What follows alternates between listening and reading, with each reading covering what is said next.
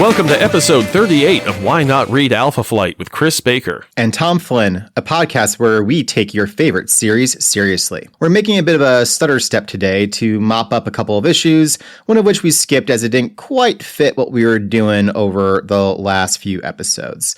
Then we'll be continuing onwards, ever onwards, with the last year of Bill Mantlo's run on Alpha Flight, which is news to me as I'm reading this. 66 is his last issue, and... Oh, you could have been a real champion, man. Laid out 3 more. Come on, Bill. You know you wanted to. No, he only needed to last 1 more to get 6-7. Okay, I hate you. The first issue we're going to cover is Alpha Flight number 47, a solo Heather one-shot that introduces us to her parents. The other issue is the second and final Alpha Flight annual, where, as we teased last time, Box turns into Grimlock and fights an Allosaurus, not a Tyrannosaurus, as we erroneously said last episode. Since these are both unconnected to the greater story and our cast of characters is significantly streamlined, we'll dispense with the story so far and just mention what's necessary when it's necessary. Okay, Alphans, let's do it! Kicking things off with Alpha Flight issue number 47, titled, You Can't Tell the Forest from the Trees! Cover date June 1987. Script by Bill Mantlo, pencils by, Craig Brassfield, Mike McNeil, and Steve Purcell.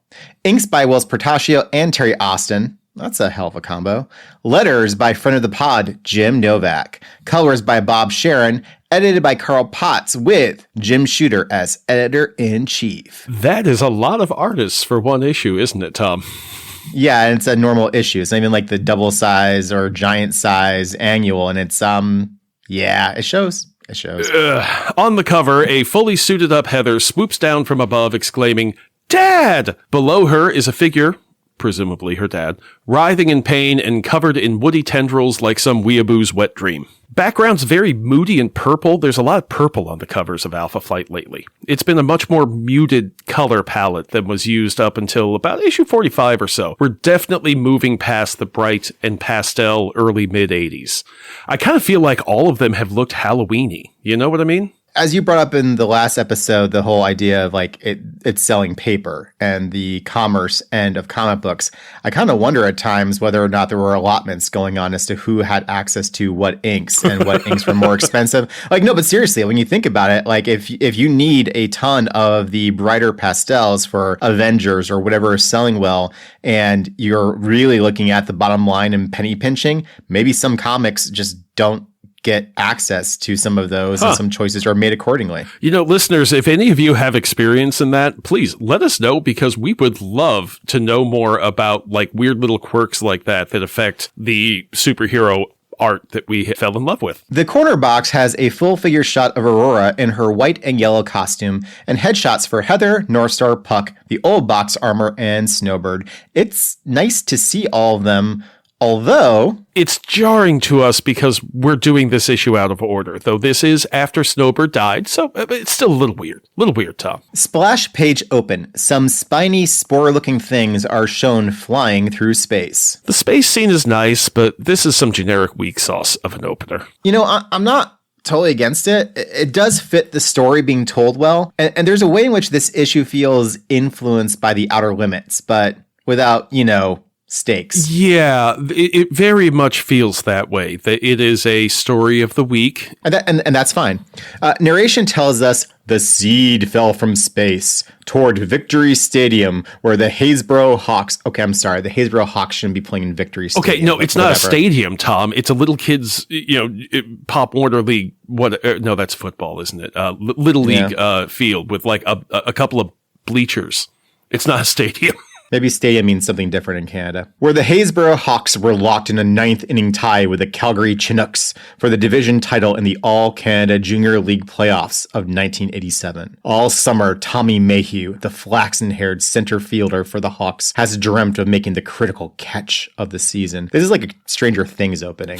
Like, just saying. Yeah, that's what it's meant to be. It's a monster story, It's a low-stakes monster story because it's going to be wrapped up by the end of the issue. And folks, you've read enough comics to know that when we're given a named character with identifiable empathy points, that character is marked for tragedy. And that's exactly what happens over the next 3 pages. Little Tommy goes to make the big catch, but instead of catching the baseball, he catches the space seed that fell to Earth at that exact moment. We're going to set physics aside for a moment because otherwise, little Tommy's hand would have been atomized by the force of trying to catch something entering Earth's gravity well. And to be clear, just his hand is the best case scenario. As it is, little Tommy's in a tight spot, Tom, because the space seed starts throwing tendrils out all over him and little Tommy wanders off into the woods behind the baseball field. As his coach exclaims, comic censored swearing, kid. All right, so what do you think he said? Absolutely fucking kid. Oh, he could have said goddamn kid. And I can see Goddamn's that the other fitting choice. Better with the little Yeah, league, you know? I don't know, but the look on his face, It felt did have much. a fucking kid. I mean, kid just lost us the night, and then wandered away. And now that's Heather's dad, right? Because I didn't think it looked like him. Well, he was looking pretty angry, and no one wants to look like themselves when they look like that and say such things. So there's that. Also, let's not forget all the artists involved. I mean, we're lucky Heather's identifiable from one page to the next.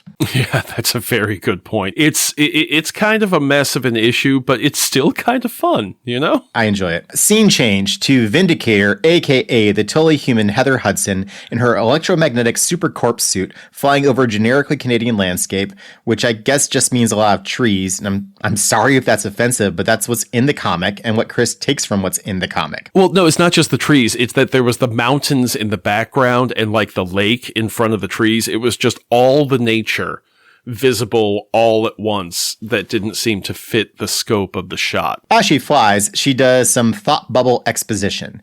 Not about what has been going on in the book, though. It's all about new to us memories of her parents. She is on her way to Haysboro, her hometown. It is a neighborhood in Calgary, Alberta, established in 1960 or about the time Heather would have been born. So even though they keep saying Haysboro, it's still the same Calgary where we met Heather back in issue number 5 when we got the origin story for Shaman, who I guess also lived in Haysboro. In that issue, Michael says that Heather's father, Ramsey McNeil, has 7 children and 1 on the way when he, Ramsey, takes over care for Elizabeth's 2 young men. And in this issue, Heather says that Ramsey and Claire McNeil have 9 children, so I guess Elizabeth didn't get in the way any more than the rest of their kids did. Well, what I'm wondering, did she count Elizabeth as that 9th kid? It's a distinct possibility. If you're already feeding 8 kids, really, honestly, what's one more mouth? Well, and also on top of that, that's a good way to raise a kid that you brought into your home. They're not just someone else's kid you're raising. They're your kid because, well,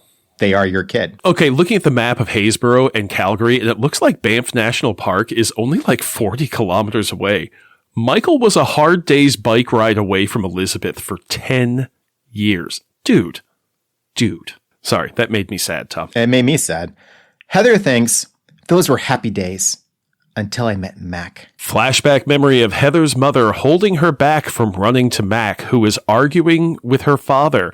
Ramsey says, "Be off with you, James McDonald Hudson. I'll not have you exposing my daughter to whatever dirty, dangerous work you're involved in for the government." I just want to point out you missed an important word there. My only daughter. So they have all these kids in a house full of boys. Okay, you know what? If I'm Ramsey, where the fuck are these other boys? Why aren't they handling business? Why isn't JMH? Why is Ramsey even having this conversation? Why isn't JMH back behind the woodshed just getting absolutely handled? There should be half a dozen teenage boys being threatened by Wolverine right now. Okay.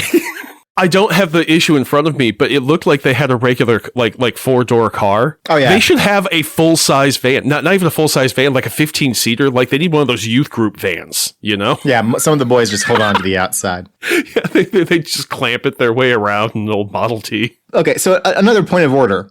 Heather worked at the company before the relationship with Mac. So that work was okay, Ramsey?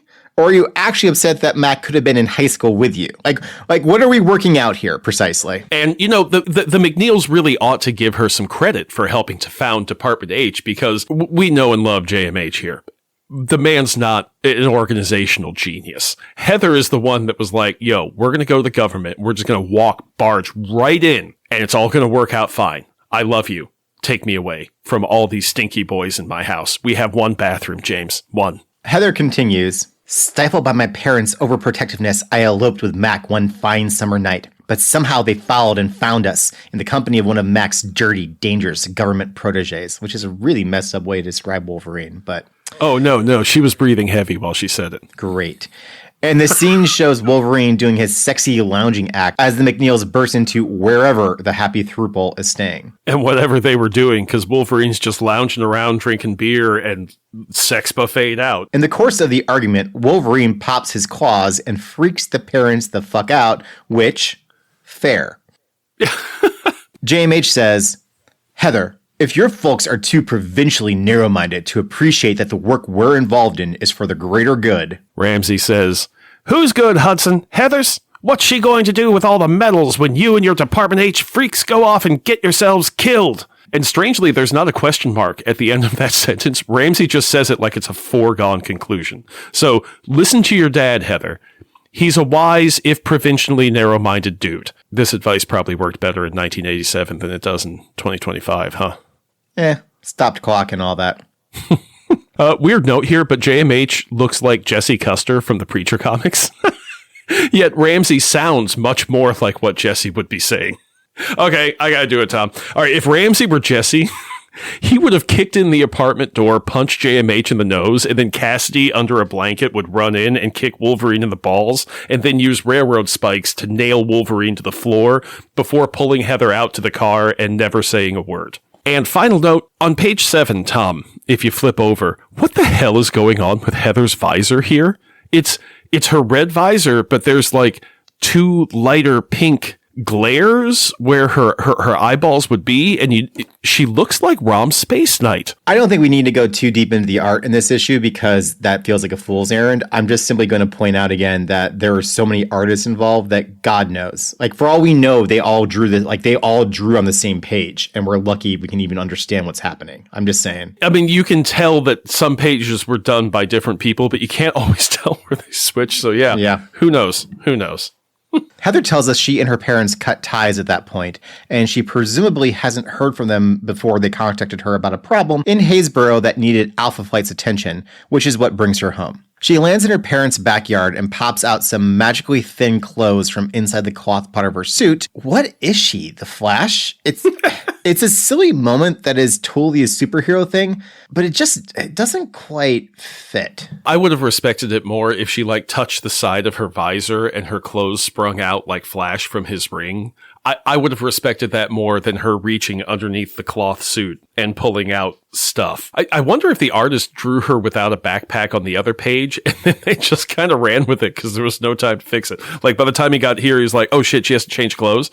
Oh man, I didn't... all right, fine. Here, this is what we're doing. I've got 2 days to finish this book. Yeah, I mean, I don't doubt that that's the case. I mean, we've never seen them do anything quite like that before. I don't know. I'm guessing from your reaction, we're unlikely to see something like that again. So yeah, I think this was done by a different artist in that first shot. Probably after that, they saw it and couldn't change it to put a backpack on Heather because those pages were done. So they just got to come up with something. So, here we are. I think they should make Heather wear the old clothes she left at her parents' house like the rest of us have to do when we show up without our luggage. So is she going to change into these clothes and out of her supersuit, or is she just going to put them over the supersuit sock that covers her supersuit? Because I bet that would get hot.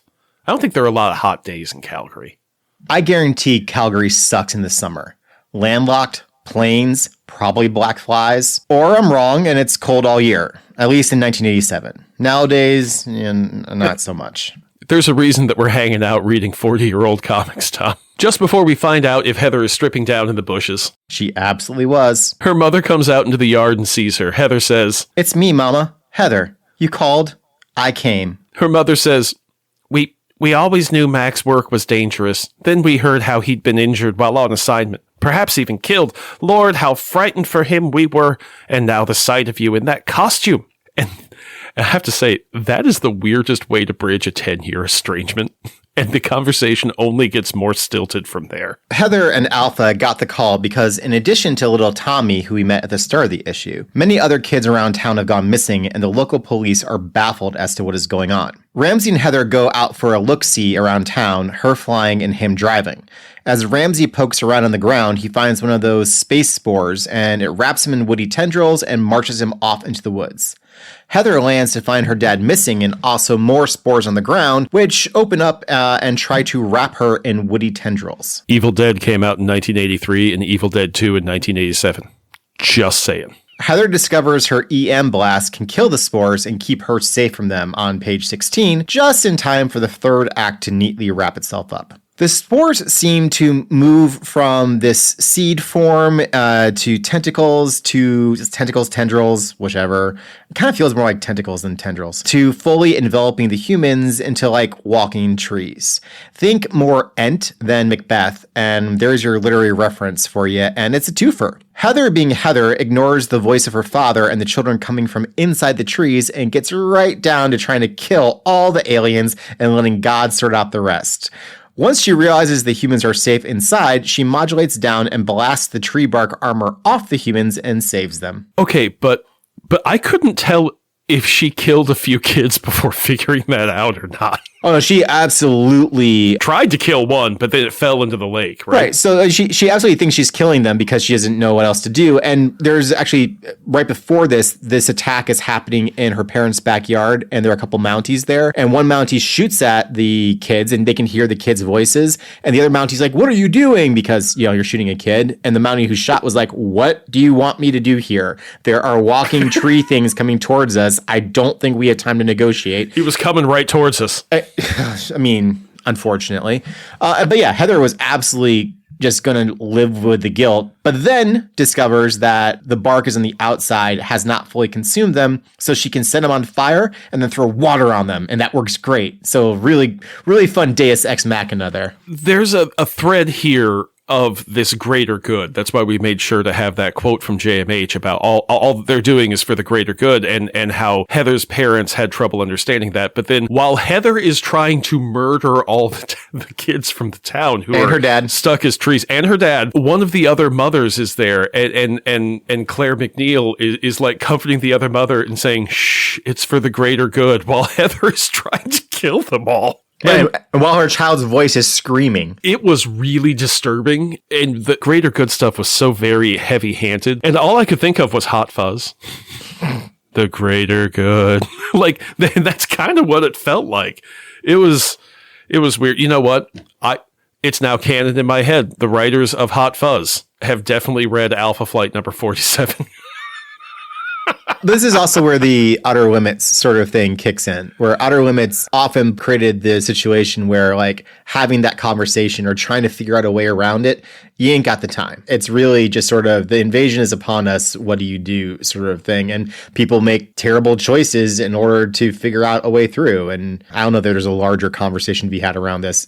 It's how the issue's structured. And frankly, it's how Heather thinks. Everything is done for some greater good in her own head. The greater good thread, there's a bunch of stuff that gets dumped into here, and you can tell it's a mess of it's an idea that was on the shelf that they pulled out, and then Bill filled in with this extra stuff about Heather's parents and did the best he could. And then a bunch of artists threw all their stuff at it, and Alpha Flight number 47 went out the door on time and sold presumably a couple dozen copies. And that's fine. There's just some good stuff in here. It is a good Outer Limits style story that's evergreen. There's a reason that you have this here. And this stuff with Heather's parents is really heavy. Like, as a kid, you think about it from Heather's viewpoint, and that's how we've seen it so far in the book. I think I'm jumping ahead to some of my wrap-up stuff here. But as a parent, when you're thinking about, okay, if my 18-year-old daughter had run out and married this dude, and then I find out that they're founding Department H, and now she's working for superhero or whatnot, I would try to step in. I would try to change that. If I walked in on whatever Heather was doing with JMH and Wolverine in that apartment when they were trying to pull her away, because I'm guessing it was something, that's a messed up situation, man. And I really feel for Claire and Ramsey, because, man, what do you do? Well, I mean, yeah, I think you hopefully make your point clear, but the thing you don't do is you don't cut off contact. Physically remove her. Yeah, agreed. There's an ultimatum component to what's going on there that isn't terribly useful, because fine, like, if she's an adult and she's engaging in whatever escapades that she wants to, you just have to rely on the fact that you raised her well and she's your daughter. And that's how Heather conducts herself throughout the rest of, all of Alpha Flight, that she was raised well and she uses her gifts well. If her parents are provincially narrow-minded, it's that she's not following whatever path they thought she would follow, and therefore that is upsetting, and that they can't quite, square with.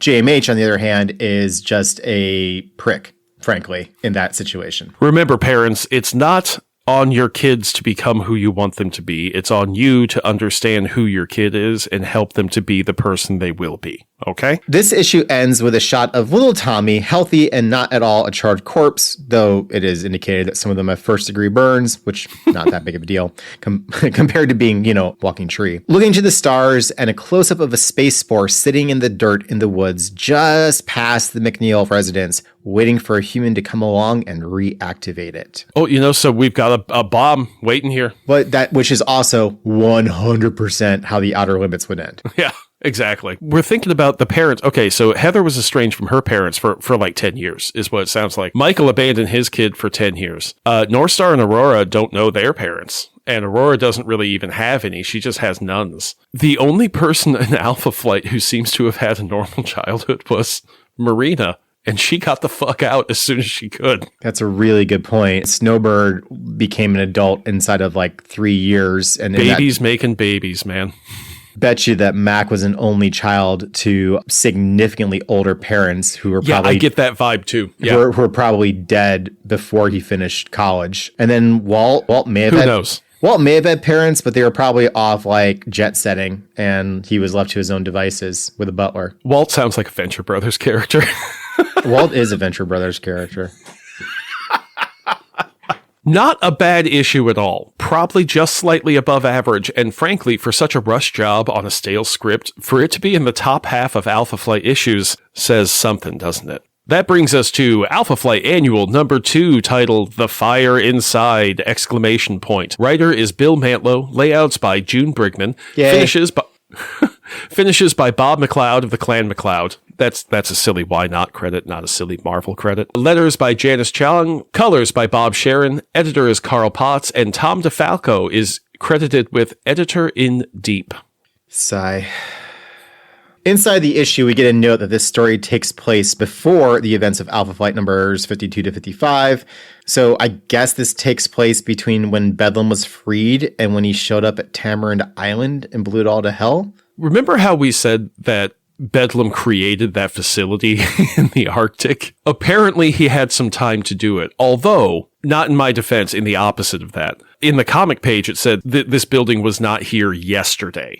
So it very much was meant to be that fast, but no, apparently we have maybe a couple weeks of how long this annual covers, Yeah, I'll also just say, somewhat in your defense, not there yesterday could also just be like a little bit of dramatic, literary, what have you, in order to... that's very, very kind of you to extend it. But it's the last time you're going to get that. On the cover, Heather is sprawled on the ground, the cloth cover of her battlesuit torn and ragged in places. She looks back over her shoulder, terrified, where a goddamn Tyrannosaurus is closing in on her. Well, Allosaurus, as we come to learn.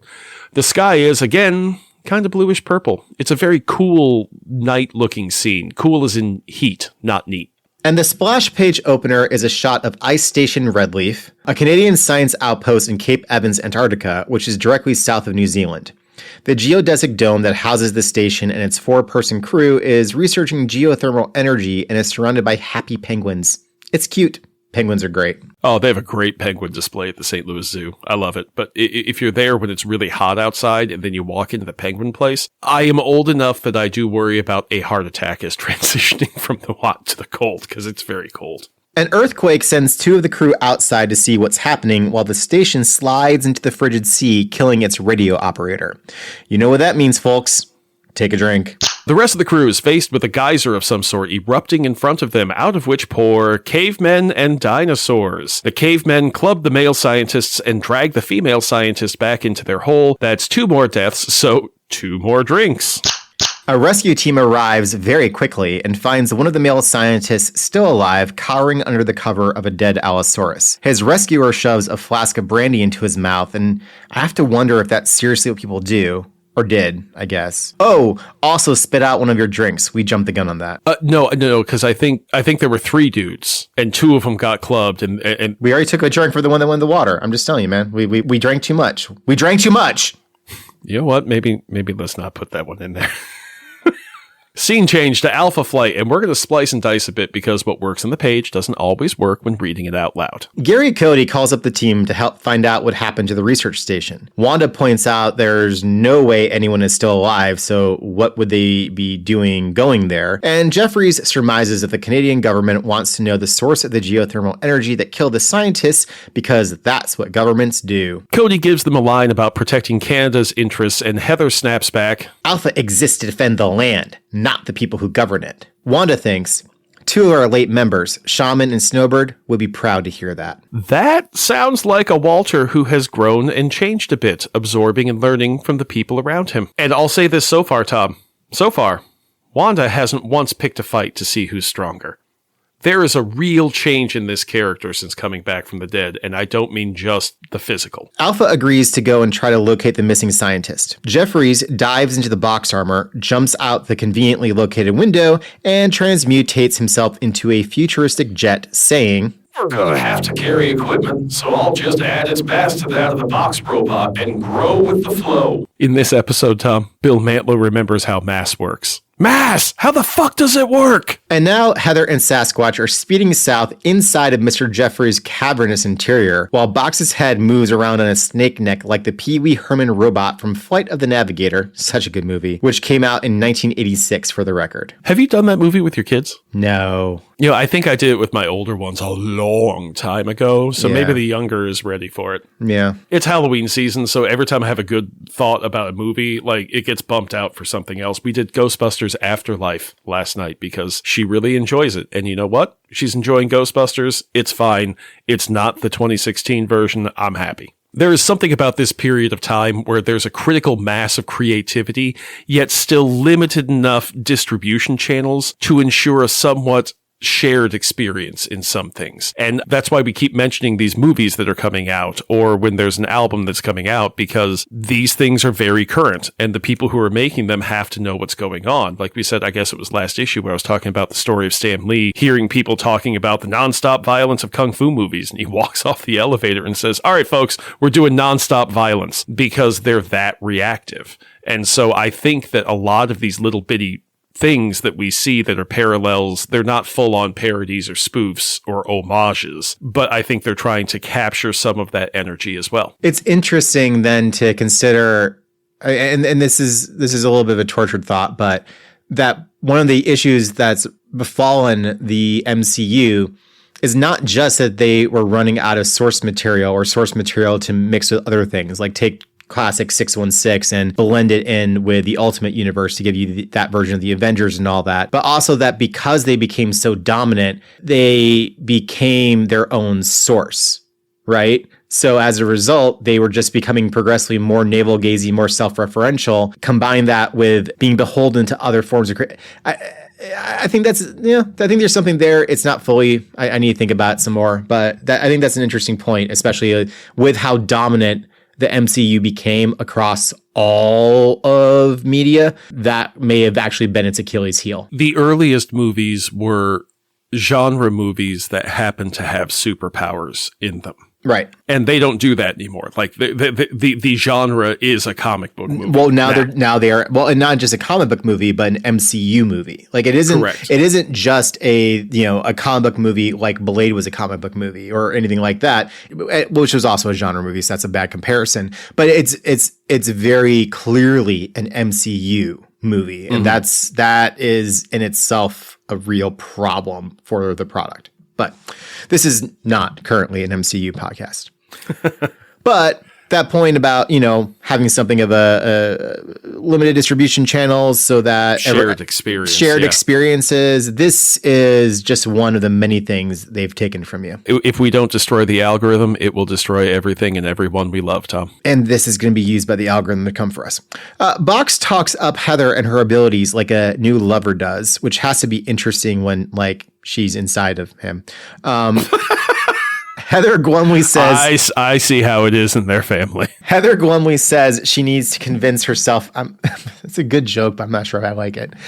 Heather glumly says she needs to convince herself of that, and Sasquatch finally weighs in to say more combined words than Wanda Sasquatch has said since she came back. That's bull. I've done time in both Alphans now and can categorically state that this flight, while numerically smaller, may be just as strong as the original, and given that gaggle of misfits and malcontents, far more stable. The team was always on the verge of tearing itself apart. Even had Mac lived, I doubt he could have held it together much longer. Look, I mean no disrespect to Mac's memory, but he tried to be everything. Hero, warrior, scientist, leader.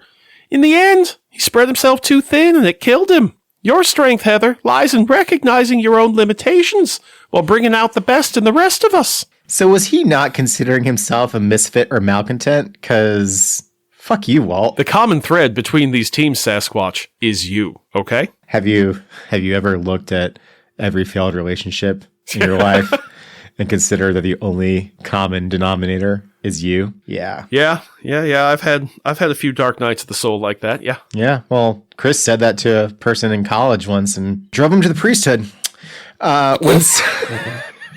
True story. Which I'm not making up. That's not a joke. I mean, I would really put a lot of that on that statement, just doing a number on his head for years.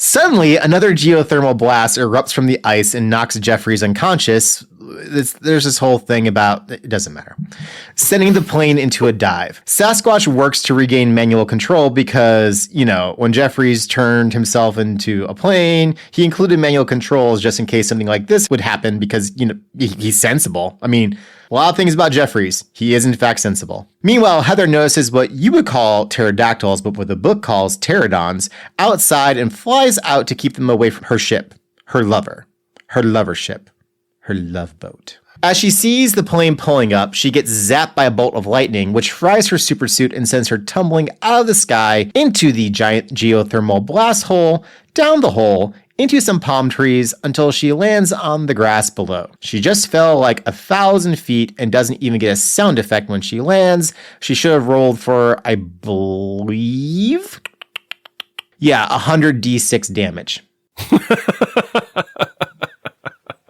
Sasquatch sees her go down and wrestles the plane to the surface, whereupon she is attacked by another Allosaurus. Sass holds her own until Jeffries wakes up, sees what's going on, and transmutates into a box color schemed dinosaur of his own, which is, needless to say, very large. Box says, I'm spreading myself pretty thin to get to this size. Hope this critter don't get a good slash in. Someone must have had a talk with Bill about how Box works, Tom. I also feel like lately Jeffrey's grammar has been made more coarse. Like he always had an accent and he always had sort of like the way it was written and suggested more of like what you would perceive to be a blue collar thing. But for whatever reason, the grammar feels even more broken of late. It's kind of almost a Claremontian accent, but very light. I noticed that Jeffries had that in like the first 2 issues that he was in, and then he got flattened out into nothing in the background. That's probably what I'm thinking about is that it was more of the, TH with the apostrophe and Gardine. Right. In the first 2, his speech pattern was quite distinct from that of Roger Box. So, yeah, that's a fair point. As Sasquatch and Box try to figure out how to get Heather back, because apparently in, the however many minutes it took to kill an Allosaurus, the geothermal hole completely iced over dense and thick. Heather awakens down the hole on the grass with a snake wrapping itself around her and, trying to kill her. She also, by the way, has no memory of who she is or what her suit is for. That's right, folks. It's that story with capital letters. She quickly learns how to run away from various threats, including dinosaurs, saber-toothed tigers, and handsy cavemen. You've seen that movie. Well, not where she's running away. Scene change! Back to the surface, where a narration box tells us that it is days later. Sasquatch and Box have constructed a makeshift shelter to try to dig their way down to Heather. Heather has spent the last few days pulling the arms and legs off her costume to expose her skin to what are surely terrifying insects in this lost hidden world that is not the Savage Land, but is totally the Savage Land. She also has a green garland headband thing for no reason. She has also constructed a bow and arrow effective enough to kill a bird in flight so she can eat. She is Rogue in the Savage Land a full 4 years before Rogue does it. You know, Tom, between Jim Lee, Savage Land torn costume on the Hot Girl Mutant Registration Act, Fabian Nicieza, Scott Lobdell, Alpha Flight does everything before the X-Men. There's a thought in there of Alpha Flight as the farm team for the X-Men, but not exactly, more of a farm team of ideas for the X-Men. It is a bit of a book where you get people with their feet under them. They're not trying to make this book successful. They're trying to make these creators successful. I mean, that's kind of how it moves forward from here when we hit Lobdell and Nicieza. That's really interesting. I mean, honestly, if you can support that financially, that makes a hell of a lot of sense for a company like this to utilize certain books that way. Doesn't do the characters of the books a lot of good necessarily, but it also means you could stumble onto some really great takes and really great versions of those characters at the same time. Probably has to do with Tom DeFalco being at the editor-in-chief spot of wanting to develop that talent and keep people in-house and give them work and get them practice and get them to where they can do what the company is going to need them to do, 2-3 years from now. I believe that it's next episode that you're going to get into the DeFalco and Shooter of it all a little bit more. So we'll save some more of those DeFalco thoughts for them. We have brought up several times that Box is cool so long as you don't ask how it works, but we've been pretty light on Heather's supersuit in that regard. In the early days, we joked about being fueled with maple syrup and wondered where JMH hid the batteries, but I don't know, I guess Heather wearing Delphine Courtney and claiming her power has kind of overshadowed that a bit. And by a bit, I mean, it's really all just at the grocery store, I think about Heather's bone suit. Like she's wearing a robot. Like it's stark, man. And she doesn't go anywhere without it. She's even hanging around her parents' house, like drinking coffee in the morning, wearing. And they have no idea. They have no idea that she is wearing the corpse of the being that murdered her husband. Now that Box is dead, it's pretty much just her and Jeffries that have that secret, right? It's fucked, they're bonded by that trauma. Is, that's what this whole relationship is. It is so messed up. And like, but seriously, that image of her in Calgary, just like having a cup of coffee and like, just gently stroking her sleeve, like just thinking about like, and JMH, we didn't like him, but he did make you happy. And she just sort of like, gently touches her thigh thinking about, yes, he did make me happy. And wearing this makes me happy again, just fuck. Woo. Turns out the entire McNeil family is just like a roving band of serial killers. And this is how Heather works it out. If they're going to franchise American Horror Story, they could do a Canadian Horror Story of just the McNeil family. That is actually way too good of an idea. Oh, yeah, we'll have to clip that one out. It's owned. It's copyrighted. You can't do it. TM. We'll play some Disney music over it so nobody can hear it. Where were we? Listeners, recall that the Vindicator Guardian battlesuit is physically a kind of a mesh, form-fitting bodysuit, and over that techno mesh is worn a spandex body sock thing that gives the mesh the white and red look we love so much. Here, in the I Can't Believe It's Not the Savage Land, Heather has ripped away the arms and legs of her body sock costume, but underneath is her skin, not the techno mesh. So she either took off the techno mesh and discarded it somewhere, or the artist and or Bill Mantlo forgot that the cloth isn't her costume, like it is for most super people whose superpowers are inside their body, not outside their body and technically in the remains of another body. It is impressive how quickly JMH took that really clunky looking version that he made for the Can-Am company into a sleek, form-fitting, hardly there techno suit. Oh, you know what got him there? He had top men working for him. Top men. I was really hoping you were going to tell me there was a specific mutant who he ripped off. Jeffries? I mean, he might have. Maybe Jeffries built the first suit. That's why he was like, oh, yeah, you want a super suit, Heather? Here you go. Yeah, I already knew how to do that. Now, that would have been a much more interesting thread to weave in here if we're trying to really character assassinate Mac and make it so that, like, he didn't even do the thing that people think he did. Now that is a fun story. The amnesiac and totally human Heather Hudson then stumbles across a settlement of local humans, I think. Yeah, I don't know if they're people? cavemen. I can't quite tell. At the center of this village, there is what appears to be a temple of sort. It has a Mesoamerican pyramid vibe to it. Well, yeah, because they're doing human sacrifice on top. That screams Mesoamerican, right? Well, also just stylistically, like in terms of how it's constructed. If you're building a pyramid to kill people on top of, there's really only so many form factors you can go with, Tom. Well, but you can also make different choices as to how the steps are laid out and the sides function. OSHA hand railings and things like that. No, all sorts of things. You could give it an Art Deco feel. You could lean more into the Geiger alien feeling to things. Or there are choices. What is it? Art Deco is when it's designed by dwarves, and Art Nouveau is when it's designed by elves. Correct. Yes, nailed it. Because I always like the Art Deco more than the Art Nouveau, but you always see Art Nouveau referred to as Art Deco. Heather calls the folks here Neanderthals, which is pretty clearly not accurate. But you know what? We'll forgive her just this once. She doesn't even know what her name is. They can interbreed with humans, Heather, so you won't be lonely. Heather sees the crowd of whoever these people are has 3 individuals in custody, and it appears they are going to sacrifice them in some kind of religious ceremony.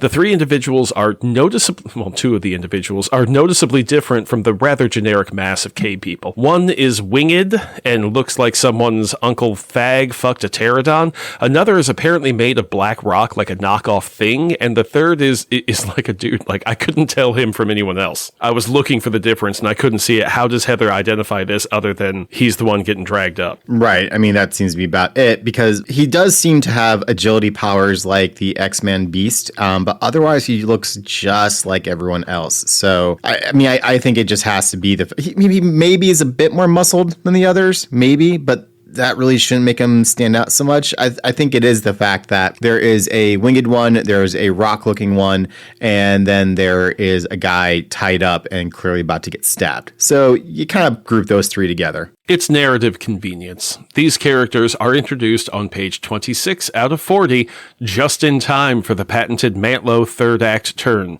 They literally don't even get named. Not in their language. Heather calls them avian, crag, and primate later on. That's the effect pre-death Walt had on people, making them colonizers too. What?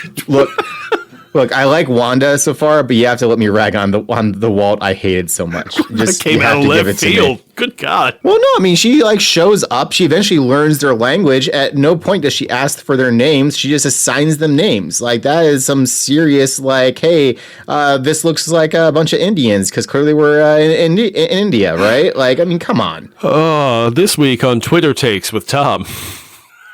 Heather has flashes of memories about helping outsiders and goes full commando to break Avian out of her cage, ride on Avian's back, and have Avian pick up Crag, who is stranded on an island surrounded by lava. Heather had some incredible faith in Avian's carrying capacity for this escape. She should be barely able to carry Heather, much less big rock dude.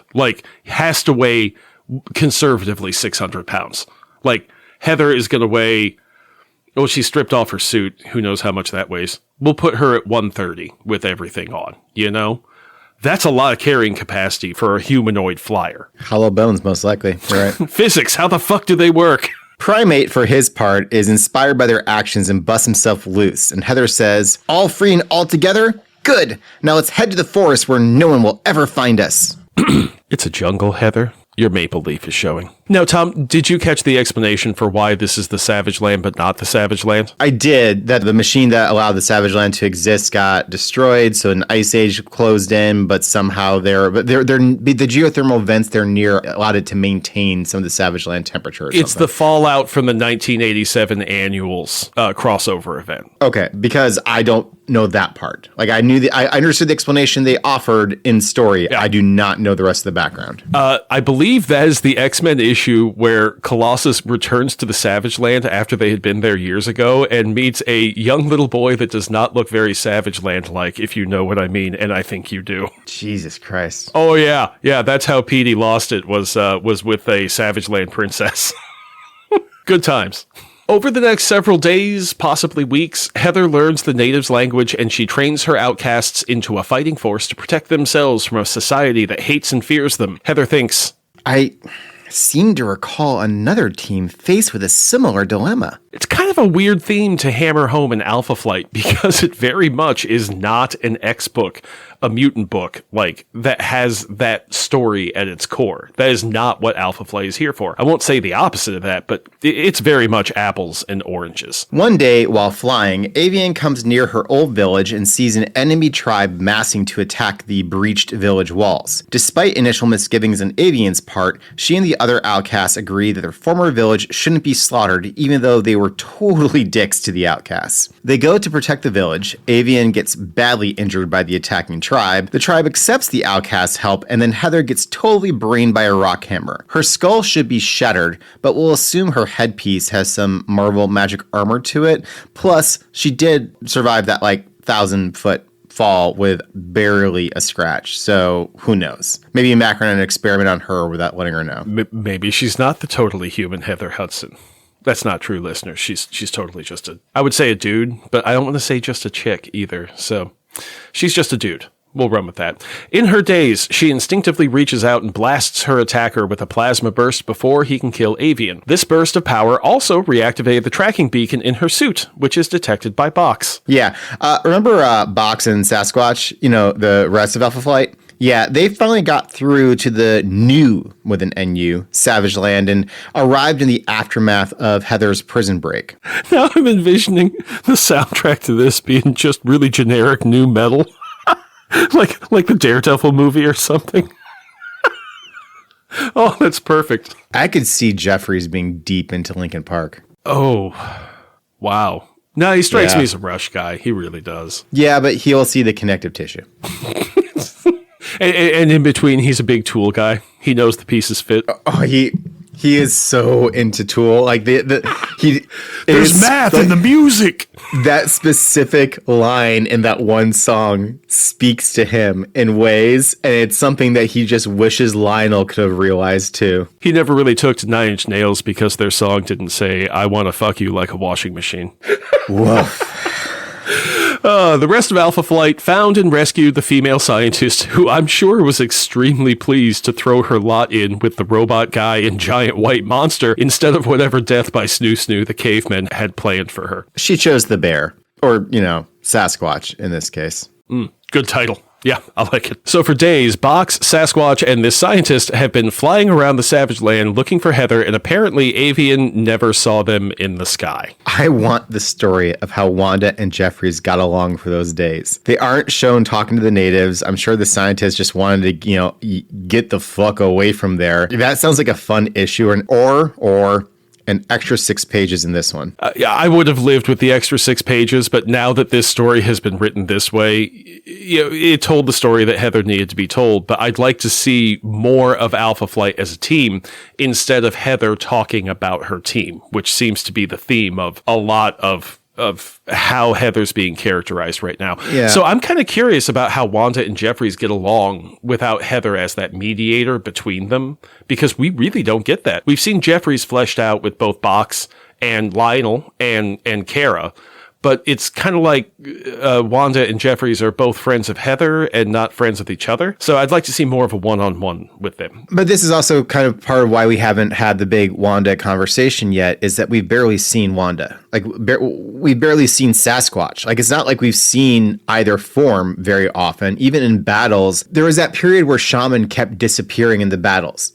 He would show up again for some sort of Deus Ex thing, but then otherwise you just didn't see him. And that's really what's been happening in the battles with Sasquatch. And then during downtime, Wanda's nowhere to be seen. So I don't know how Wanda interacts with anyone at this moment. And, guessing it could be that Wanda's spending a lot of time alone trying to figure some things out. But we will be having that conversation, I believe, next episode. And we'll get into it more. But there isn't a whole lot of Wanda present yet in this book. And I'm curious to see more, because what I've seen, I've certainly liked a lot more than I liked Walt. So Heather then begins to hallucinate, and oh, what's that sound, Tom? Is that JMH saying, so clean, can't Bernie Lane? Can you Bernie Lane? Can you Bernie Lane? Can you Bernie Lane? Can you Bernie Lane? I can Bernie Lane. I can Bernie Lane. I can Bernie Lane. Watch me Bernie Lane. That's the secret to being a leader, Heather. One you understand better than I ever did. And it's that your true power lies in your team. Sorry to go a little Nixon there at the end, but, you know. Well, apparently he's a bit more Nixon than we thought when he started. I hope that if I ever get another seriously concussive event, that I just have like the most reassuring and bolstering hallucination I possibly could have. I don't know what that would be at this moment, but yeah, or maybe I'll just hallucinate JMH telling me the exact same thing. That would be pretty funny. In the aftermath of the fight, Heather comes to and makes a stirring speech to the village, presumably in their own language, though it's funnier. I mean, she does have her memory back now. Does she lose what she had in between? Because it would be pretty great. And that sounds very Mantlo-ish. Doesn't it? You can either accept these beings you tried to cast out, take advantage of their strengths and skills and become stronger for it, or you can reject the gifts they freely offer you and suffer for it. It's your world and your decisions. Choose wisely. Choose well. Damn it, Mantlo, why can't you be consistently awful or mediocre? Why do you have these bunker buster statements that are still explosive 40 years later? And that's how the issue ends, Tom. Yeah. It's a solid story. Like, it's a perfectly fine annual. It feels like it makes use of the extra pages in a really solid way. It doesn't feel overly padded. It just feels like it's a little worrisome. Is it possible that Mantlo just needed to be writing 40-page issues more consistently and they would have like just played out better? I don't know. Although we might have just gotten more of Nap hitting on Kara if that were the case. So it was nice that it tied into the other annual crossovers and dealing with the repercussions of the Savage Land being destroyed, but doing it in a way that tells its own story about them. It's just, this is some of the background to let you know this is where we're at. This is going to be a really weird comparison, but it reminds me of the video game Lord of the Rings, The War in the North, which I know I've spoken to you about many times, Tom. The whole premise of that game is that you are in the north of where Lord of the Rings happens, and you are essentially the B team. You're a human, an elf, and a dwarf, and you're sent to go make sure the armies can't hook up with Sauron's armies down in the south, because then our main heroes would be overwhelmed. But the game, as you go through it, you feel like you're the star of your show. It's just, it's just the B team. That's all. We can't all be the A team, Tom. And Alpha Flight is definitely the B team. But it's nice that they get that respect of being the B team. So much like issue 47, these do tie together a thread about Heather and her development, and we did pair them together well for that reason. There's a panel in issue 47 of JMH kissing Heather on the cheek while she's wearing an apron and doing dishes, very housewife coded. So the story that Mantlo is telling here is that she went from an 18-year-old secretary to a housewife to apparently a secretary again, struggling to make bills and keep everything afloat, to a widow, to leader of a superhero team, to a superhero herself. And when you say it like that, it sounds like fairly normal character progression for serialized fiction like this. But taking Heather seriously as a character, she has been pedaled to the metal on changing herself into someone else. And there's a lot to chew on here, because I don't feel like she's running from like past mistakes or being desperate or trying to cover up some hole in her life. I feel like she was raised to be brave and strong and resourceful and to tackle anything that comes her way. It's just that a lot has come her way. She's certainly drawing from her upbringing. She's mentioned lessons that she's learned with her family growing up before. She draws from her history to do the best she can at what is in front of her. I mean, remember Byrne had her as an oil exec secretary, not June Cleaver, right? Not the June Cleaver that Mantlo begins to present her as. I mean, I think Mantlo highlighting that angle is, and this isn't on the page necessarily, but I think it's Mantlo saying that when Heather takes on a new role, she throws herself into it. She's smart, stubborn, and learns quickly, and all that flows in a straight line for her. And I think an interesting thing that's coming out of what you're saying and, kind of what we've seen, especially with what these two issues put together kind of tell us about Heather, is also something that tells us about the book. Alpha Flight, and we've said this before, but I think this could really kind of puts the button on it.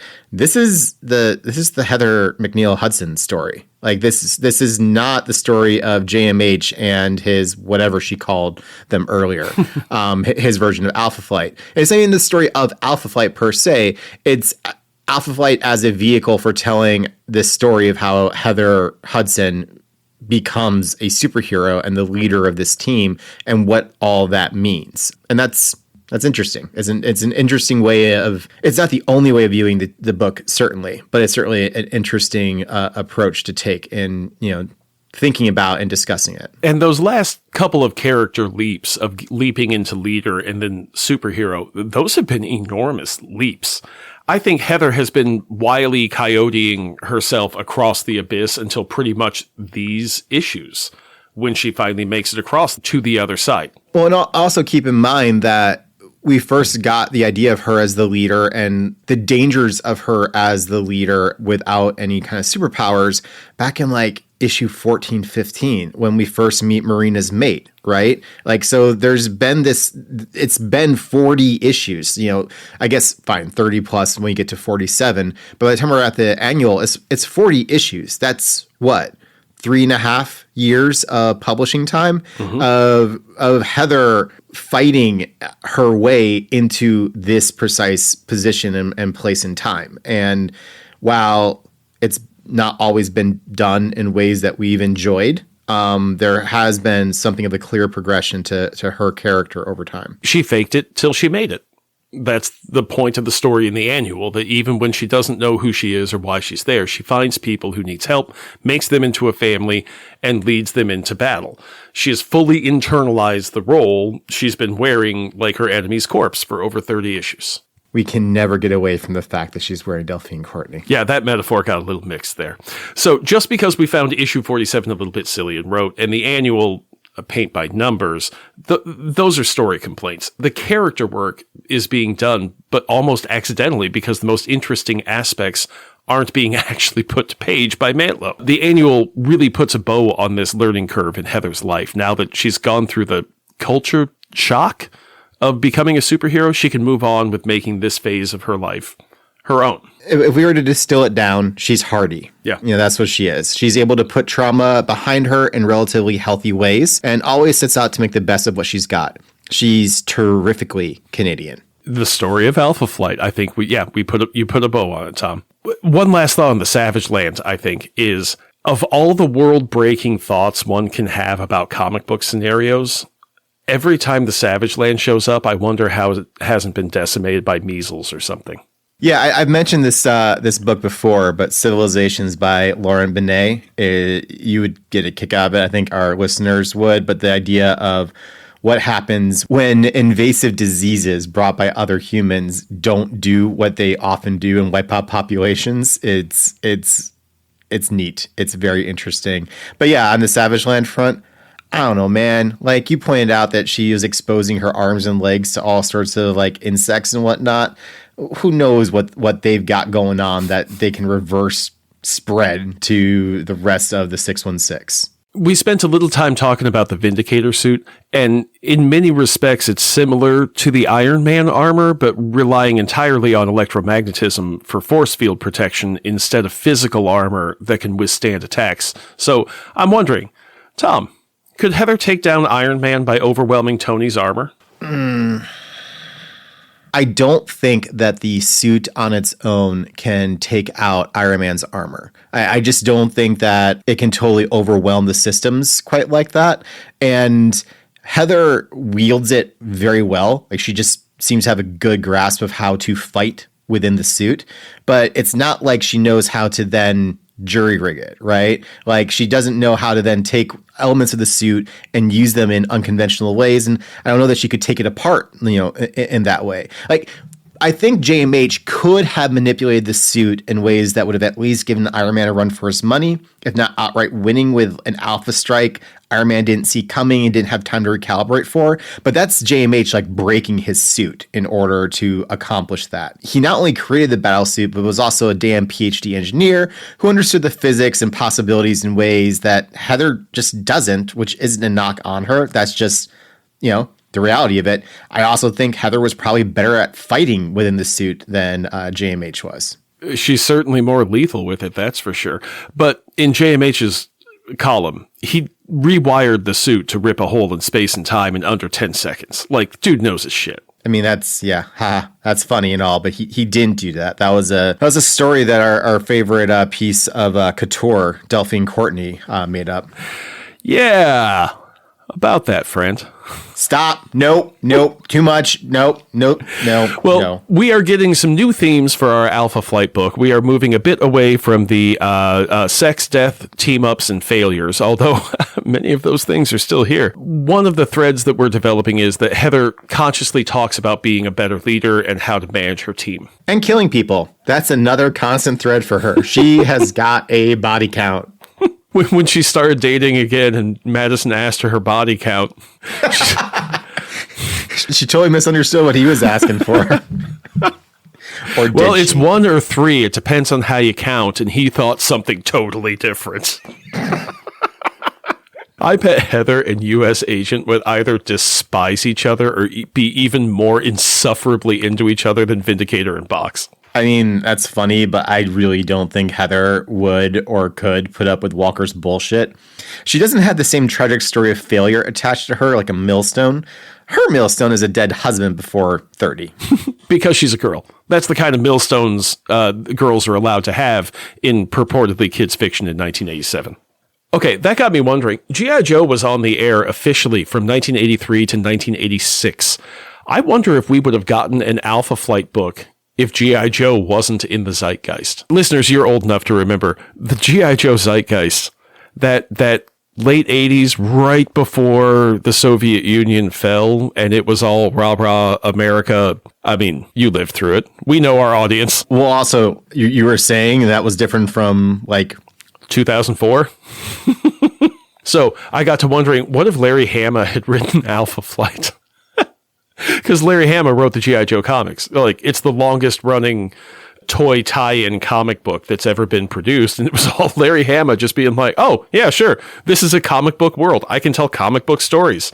This is perfect. There's nothing about the toys. Who gives a shit? Fine. Interesting. What if Mantlo had written G.I. Joe instead of Hama? You know this area better than I do. Ooh. So I'm just I'm gonna posit that counter. You know, I bet that it would have been exactly as commercially successful with Mantlo writing G.I. Joe, but I don't think it would be remembered as fondly as Hama fans remember it. I didn't read these, so what is it about? Oh, it's just better character work. I mean, like, they actually flesh out their characters in a way that Bill would have just used them as action figures, you know? Interesting. And Hama was telling stories like it was a comic book, you know? There's no reason you can't. I mean, did you read the IDW Transformers? They were better than they had any right to be, you know? Just because it's a stupid toy idea. Look at the ROM Space Knight, even that Bill Mantlo wrote when we checked in with Alpha Flight. And there was all that stuff at the chaos at the beginning of the scene and Rick Jones talking about whatever. And I was like, Tom, I'm interested in what Bill Mantlo's got cooking here, that he's cooking over in this stupid toy tie-in comic book. Then again, the constraints of the G.I. Joe world probably helped keep Hama from getting too weird like he did over in Generation X or even Wolverine. His stuff was wild. I've read a lot of Hama, Tom. I think I should probably check some Hama out.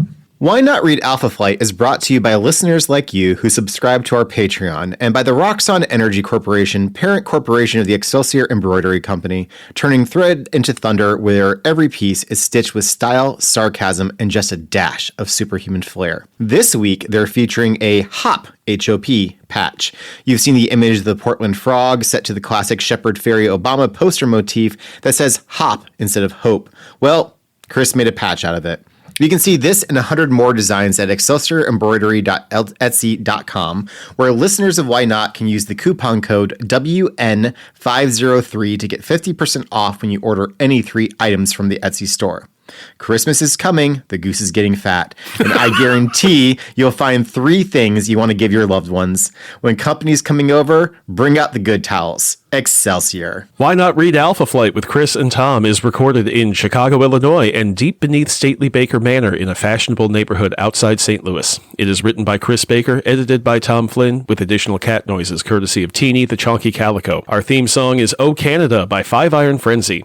New episodes are released every other Monday at www.thewhynotpod.com and wherever you get your podcasts, where ratings and reviews are always welcome as a way to help our community grow. And we love hearing from our community. You can reach us on Blue Sky, Instagram, and by email at whynotehpod@gmail.com. Join us next week as we continue our exploration of this little red but much loved corner of the Marvel Universe, and Madison Jeffries continues his exploration of how weird he can get with the box armor when he fist fights Tundra. See you then, folks. Stay safe and fuck ice.